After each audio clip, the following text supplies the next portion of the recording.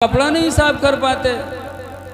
अपना कपड़ा अपने हाथ से धुलो ताकि शरीयत के मुताबिक पाक भी कर लो। कि कपड़ा नापाक हो तो एक मर्तबा धुलो, निचोड़ो ताकत से, फिर धुलो, फिर निचोड़ो, फिर धुलो, फिर निचोड़ो 3 मर्तबा ताकत से, तो वो कपड़ा तुम्हारे लिए पाक होगा। अब बीवी बेचारी है, ये पढ़ी लिखी नहीं, अगर उसने ऐसे सड़बड़िया के डार दिया तो बताओ, कपड़ा नापाक तुम पहनोगे, नमाज भी तुम्हारी दुरुस्त नहीं होगी।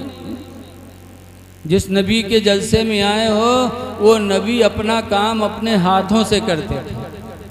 हज़रत आयशा का खुद बयान है कि जब मैं रोटी बनाने चलती थी तो अगर मैं आटा गूंदती थी तो रसूलुल्लाह चूल्हा जलाते थे। मैं रोटी बना के तावे पे रखती थी तो अल्लाह के रसूल रोटी को सेका करते थे। सरकार ने अपना काम अपने हाथ से किया, किसी पर बोझ नहीं बने। तो औरत का एहसान मानना चाहिए, लेकिन आज लोग औरतों पे जुल्म करते। सरकार के निकाह में 11 बीवियाँ थीं। एक मर्तबा किसी ने पूछा कि हल ज़रबकुन्ना रसूलुल्लाह, क्या रसूलुल्लाह ने तुम लोगों को कभी मारा? तो नबी की बीवियों ने जवाब दिया, कुलना मा ज़रबना रसूलुल्लाह शय्यन क़त्तु बियदिही। सब बीवियाँ बोल पड़ी कि अल्लाह के रसूल ने हम लोगों को कभी किसी चीज़ से नहीं मारा। आवाज़ लोग बहादुरी समझते मारने। एक आदमी का वाक़या लिखा है एक हक़ानी तकरीर में, मौलाना अब्दुल मुस्तफ़ा आज़मी अलैहि रहमत व रिज़वान ने लिखा है कि एक आदमी था जो अपनी बीवी को बहुत मारता था। इतना मारे सुबह शाम के मोहल्ला वाले ओके मार देख के ओके नाम रख दी बीवी मार। अब ओके नाम ही छोड़ दी, जब ओका पुकारे का है बीवी मार। लेकिन उसकी बीवी ऐसे घराने से थी कि उसके माँ बाप ने जब भेजा था तो वसीयत किया था कि बेटा जा रही हो शौहर के घर, लेकिन 2 बातों को याद रखना। बेटी शौहर के घर में अगर खुशी के दिन आएंगे तो बेटी खुदा का शुक्र अदा करना, और अगर ज़िंदगी में मुसीबत के दिन आएंगे तो बेटी सब्र करना। शौहर के घर से ज़िंदगी में कदम निकलने नहीं है, मरने के बाद ही तुम्हें शौहर के घर से निकलना है। तो वो लड़की मार खाती थी, सब्र करती थी। सब्र करते करते शौहर के मिजाज को समझ गई, तो जैसे शौहर का मिजाज था वैसे कामकाज करने लगी। तो मार पीट का सिलसिला धीरे धीरे बंद हो गया। 1 हफ्ता गुजरा, 2 हफ्ता गुजरा, मारपीट की नौबत नहीं आई।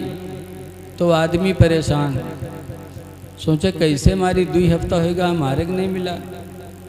तो एक दिन दरवाजे पे खड़ा प्रोग्राम बनाया कि आज मछली लेके एबे घरे रखबे, और जब खाना बन जाए बुलाई खाए खातिर, तो जब खाए बैठबे तो उससे पूछबे कि अरे सब मछली बनाए हैं।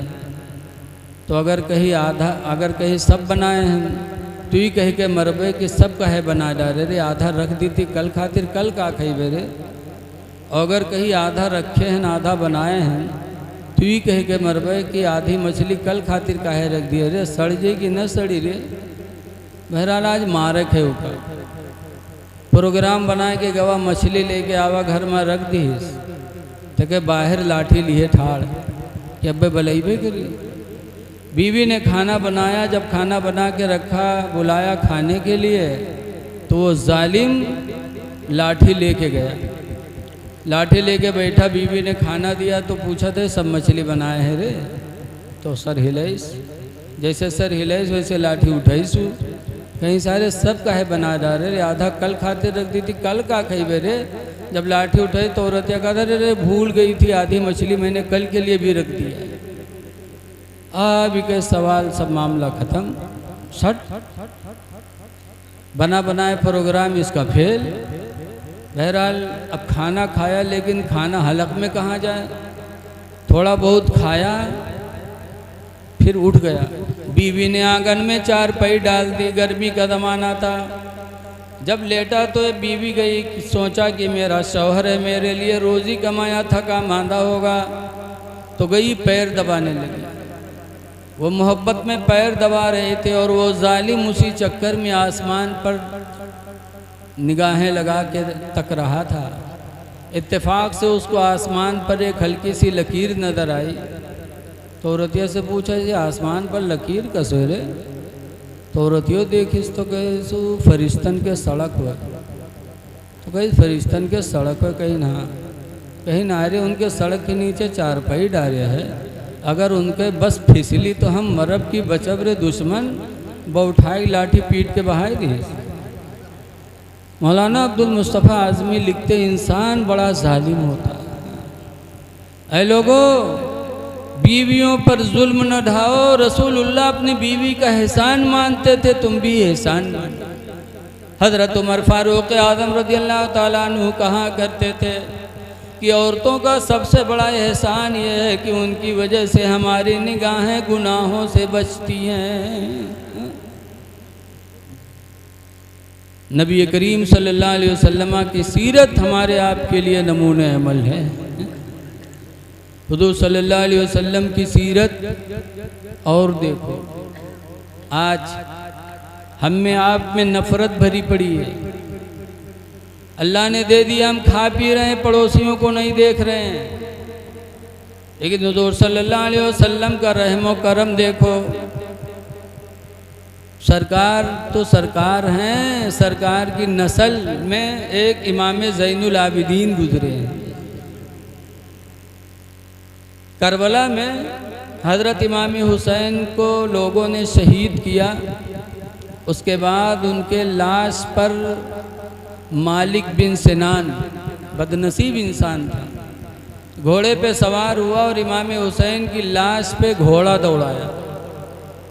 हड्डियाँ टुकड़े टुकड़े हो गई। इमाम ज़ैनुल आबिदीन 22 साल के बीमार थे, बैठे देख रहे थे।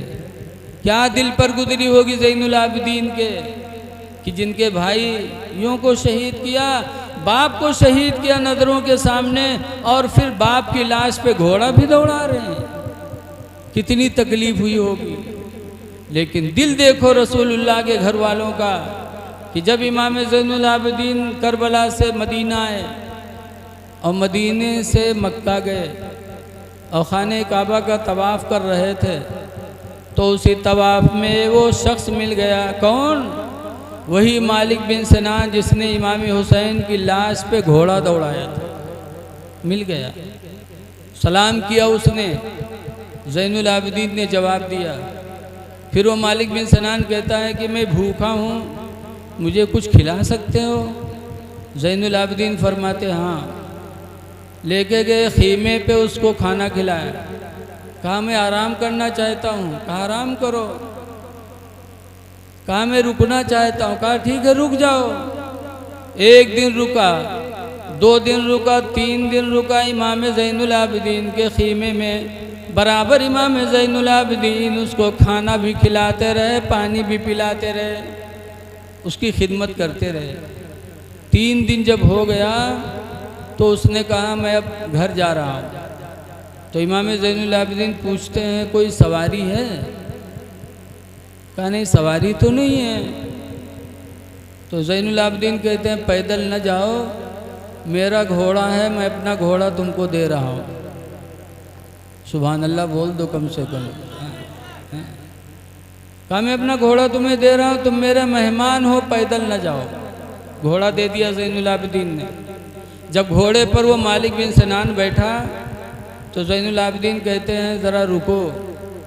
खीमे के अंदर गए, एक थैला में दिरहम और दीनार यानी चांदी और सोने का रुपया लेकर के आए और पूरा थैला ज़ैनुल आबिदीन ने उसके हवाले कर दिया। कहा लो ये तोहफ़ा है, मेरे नाना रसूलुल्लाह की सुन्नत है कि जब सरकार किसी मेहमान को विदा करते थे तो तोहफ़ा देते थे, ये तोहफ़ा भी ले लो। तब वो घबराया, पूछा कि ज़ैनुल आबिदीन शायद आप मुझे पहचान नहीं पाए। अरे मैं तुम्हें नहीं पहचानूंगा, खुदा की कसम तुम्हें तो क़यामत तक नहीं भूलूंगा, तुम्हें भूल जाऊंगा। तुमने मेरे बाप को शहीद किया, मेरे बाप की लाश पे मेरे नज़रों के सामने घोड़ा दौड़ाया, मेरे बाप की लाश की बेहुरमती की मैं तुम्हें भूल जाऊंगा। खुदा की कसम तुम्हें क़यामत तक नहीं भूलूंगा। तुम वही मालिक बिन सनान तो हो। तब मालिक बिन सनान को हैरत हुई, कहा रे पहचान भी रहे हो और 3 दिन से खिला रहे हो, जा रहा हूँ तो सवारी के लिए घोड़ा भी दे रहे हो, जिंदगी गुजारने के लिए माल भी दे रहे हो, तुमको तो बदला लेना चाहिए। तो ज़ैनुल आबिदीन कहते हैं मैं क्या बदला ले लूँ, कोई बदला नहीं। जो तुम्हारे घर वालों ने तुमको सिखाया था वो करबला में तुमने हमारे साथ किया, और जो मेरे घर वालों ने मुझे सिखाया है वो मैं तुम्हारे साथ कर रहा हूँ। ऐ लोगों, ये नबी की सीरत थी कि उनके ख़ानदान का बच्चा बच्चा रहम दिल था, मेहरबान था। ये रहम व मुरव्वत रसूलुल्लाह ने तालीम दी थी। इसीलिए हदीस में हुजूर फरमाते हैं ला यरहमुल्लाह, अल्लाह उस पर रहम नहीं करेगा, मल्ला यरहमुन्नास, जो लोगों पर रहम नहीं करेगा। जो किसी इंसान पर रहम नहीं करता अल्लाह उस पर भी रहम नहीं करता। इसलिए नबी के जलसे में बैठे हो, तुम रहम दिल बनो, अपनी बीवी बच्चों के लिए भी, माँ बाप के लिए भी, पड़ोसियों के लिए भी। जब तुम रहम दिल बनोगे तो अल्लाह तुम पर मेहरबान हो जाएगा। लेकिन आज चाहे जितना समझाओ, लेकिन इंसान के अंदर बदले का भावना है कि हम बदला लेंगे। उसने हमको तकलीफ़ दी है तो हम तकलीफ़ पहुंचाएंगे। ऐ लोगों, अल्लाह के रसूल के घर वालों को न भूलो। इमाम हसन सरकार के नवासे हैं, इनको किसी ने जहर दिया था, जहर खाते ही खून की उल्टी होने लगी। इमाम हुसैन ने देखा तो तड़प उठे, कहा भाईजान ये क्या हुआ, आप खून की उल्टी कर रहे हैं। कहा हुसैन किसी ने मुझे जहर खिला दिया। कहा भाईजान किसने जहर खिलाया, नाम बताओ उसका। इमाम हसन कहते हुसैन नाम पूछ के क्या करोगे।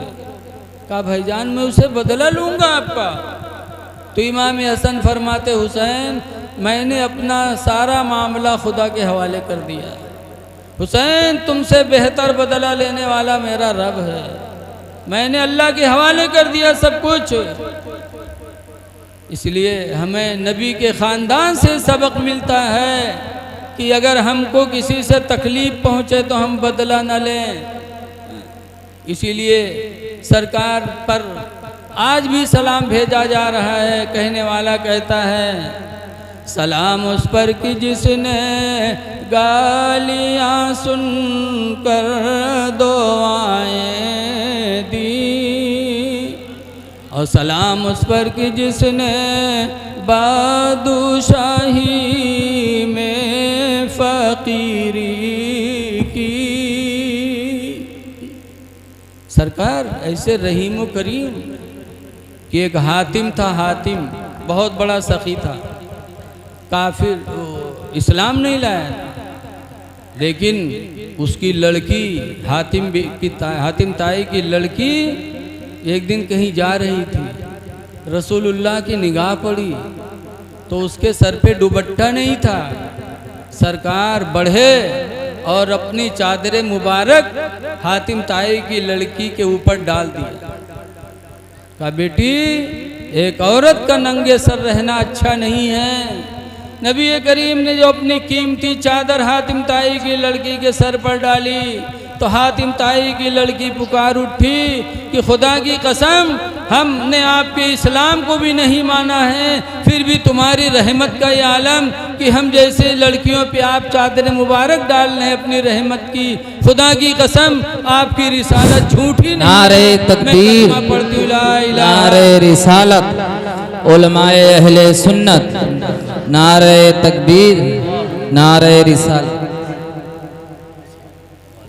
खैरियत तशरीफ